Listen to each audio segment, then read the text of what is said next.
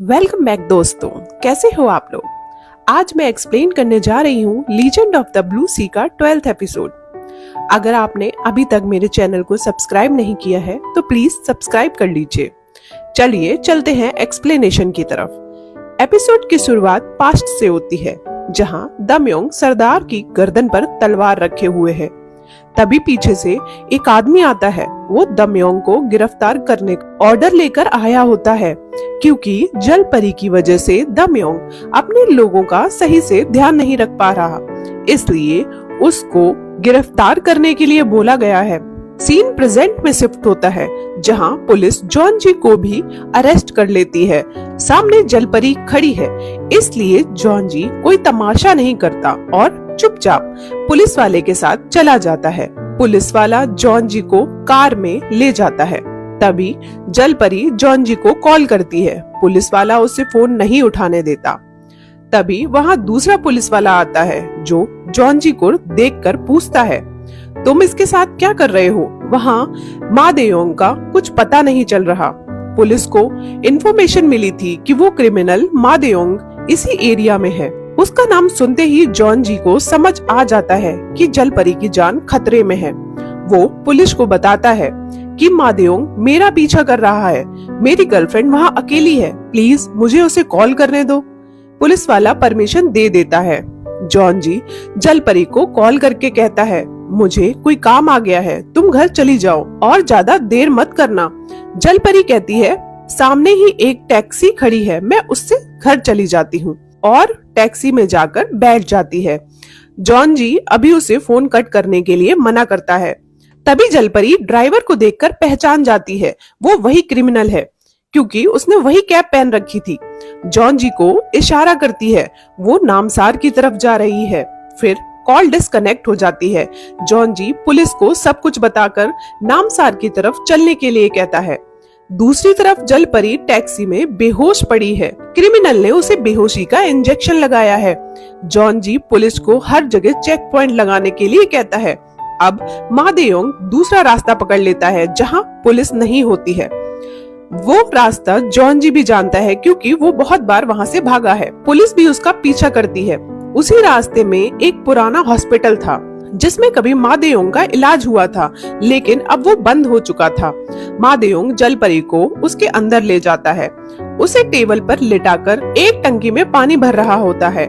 जलपरी को होश आ जाता है और वो मा देयोंग को ऐसा करते हुए देखती है। मा देयोंग उससे कहता है, मुझे एक सपने की सच्चाई पता करनी है, उसमें तुम एक जलपरी थी।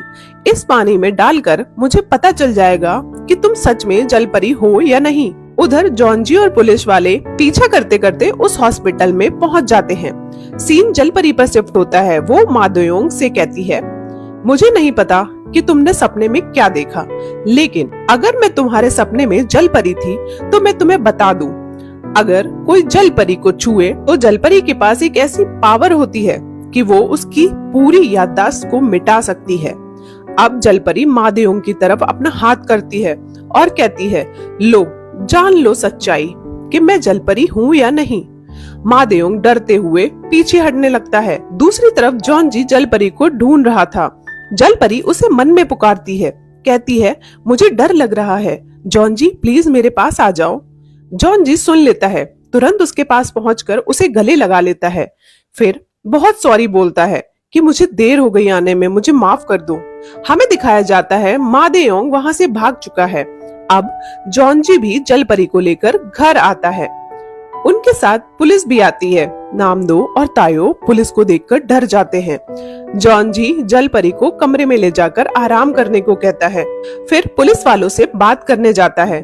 जॉन जी पुलिस को प्रूफ दिखाता है कि मा देयोंग उसका पीछा कर रहा है। वो बताता है कि एक बार उसने मुझे सेक्रेटरी के फोन से मैसेज करके एक सुनसान जगह पर बुलाया था, फिर मुझ पर हमला भी किया था। जॉन जी मा देयोंग को पकड़वाने के लिए पुलिस की हेल्प करेगा, ये बोलता है। पुलिस वाले भी मान जाते हैं। सीन शिफ्ट होता है जलपरी पर, जो जॉन जी के ख्यालों में खोई हुई है। वो मन में उसके बारे में सोचती रहती है, कहती है, ये प्यार की शुरुआत है। जॉन जी मुझसे प्यार करता है, ये सब सुनकर जॉन जी बहुत खुश हो रहा था। अब जल परी को नींद नहीं आती, वो कुछ न कुछ मन में सोचे ही जा रही थी और जॉन जी परेशान हो रहा था। अब वो जल परी को डांटता है और सोने के लिए कहता है। सीन शिफ्ट होता है, जिन को दिखाते हैं जो जॉन जी की स्टेप मदर को अपने घर खाने पर इनवाइट करती है। जॉन जी की स्टेप मदर हाँ बोल देती है। अब जॉन जी की स्टेप मदर उसके पापा की मेडिसिन चेंज कर रही होती है। तभी उसका बेटा ये देख लेता है, वो दवाइयाँ निकाल लेता है। जॉन जी के पापा अपने लॉयर से बात कर रहे हैं कि वो सारी प्रॉपर्टी सिर्फ जॉन जी के नाम करना चाहते हैं। ये सारी बातें जॉन जी का स्टेप ब्रदर सुन लेता है। अब हमें जिन को दिखाया जाता है जो जॉन जी की स्टेप मदर के साथ डिनर कर रही है, साथ में बहुत ड्रिंक कर लेती है। उसके बाद वो जॉन जी की स्टेप मदर को लालची बोलती है, कहती है उसने अपनी ही फ्रेंड का घर बर्बाद करके उसी के हस्बैंड से शादी कर ली। ये सब सुनकर जॉन जी की स्टेप मदर वहाँ से चली जाती है। घर जाकर वो बार बार मादेयोंग को कॉल कर रही थी, पर वो फोन नहीं उठाता। तभी उसका बेटा वहां आकर पूछता है कि मेरा असली पिता कौन है। वो पूछती है तुम अचानक से ये क्यों पूछ रहे हो। फिर बताती है तुम्हारे असली पापा तुम्हें बहुत प्यार करते हैं, लेकिन वो कौन है ये नहीं बताती। सीन जॉन जी के घर पर शिफ्ट होता है, जहाँ पार्टी चल रही है। पार्टी में सुन भी आई हुई है। जल परी और सुन अकेले में बातें करने जाते हैं। जल परी उसे बताती है कि जॉन जी उसे प्यार करता है। अब सुन उसके मन में ये बात डाल देती है कि वो सिर्फ उसे मछली की तरफ फंसाना चाहता है, सच नहीं बोल रहा। फिर वहाँ से चली जाती है। बाद में सुन ड्रिंक करके जॉन जी को फोन करती है और बहुत रोती है। जॉन जी तायो से कहता है सुन को घर छोड़कर आओ। रात में जल परी जॉन जी के बेड पर लेटी होती है। तभी जॉन जी वहाँ आता है, उसे अपने कमरे में जाने को कहता है। जल परी मन में बोलती है क्या जॉन जी मुझे घर से निकालना चाहता है।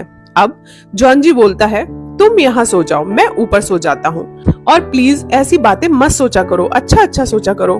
फिर ऊपर कमरे में चला जाता है।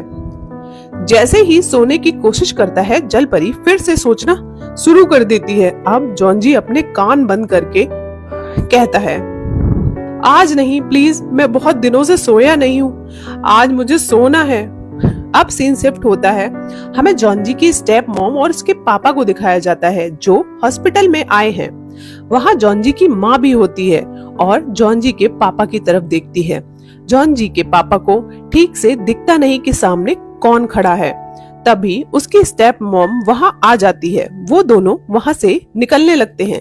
जॉन जी की माँ को पता नहीं था कि उनका विजन खराब हो चुका है। उन्हें लगा कि जॉन जी के पापा उसे इग्नोर कर रहे थे और वहां से चले गए।